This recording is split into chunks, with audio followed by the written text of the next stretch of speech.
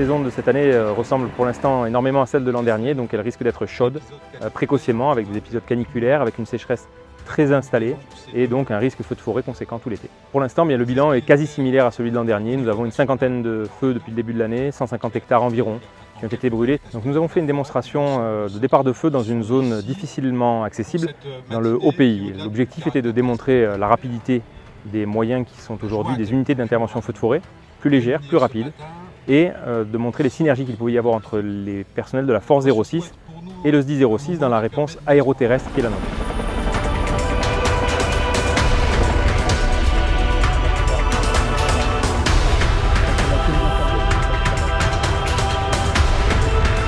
Nous sommes dotés de 2 drones. Les 2 sont équipés de caméras thermiques. Nous avions vraiment à cœur de pouvoir acquérir ce type d'engin pour pouvoir réaliser plusieurs missions. Premièrement, sur les feux, en partie opérationnelle, nous pouvons être mis à disposition du COS pour pouvoir effectivement avoir une vision stratégique du développement du feu. Mais également, lorsque le feu passe en ce qu'on appelle maîtrisé, on peut aller voir effectivement s'il reste des points chauds. Ces missions étaient avant réalisées par des hommes à pied.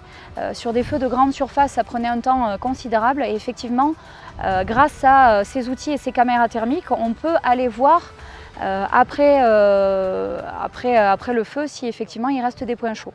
Donc il est nécessaire de dire et de rappeler encore et encore qu'il ne faut pas fumer en forêt, il ne faut pas jeter un mégot.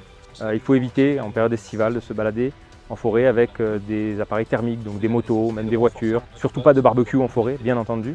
Et même à la frontière, à l'interface habitat-forêt, les gens qui font des barbecues au charbon de bois, il faut le faire avec la plus grande vigilance possible. Ce que l'on sait aujourd'hui, c'est que 90% des interventions, donc 9 feux de forêt sur 10, sont le fait de l'humain.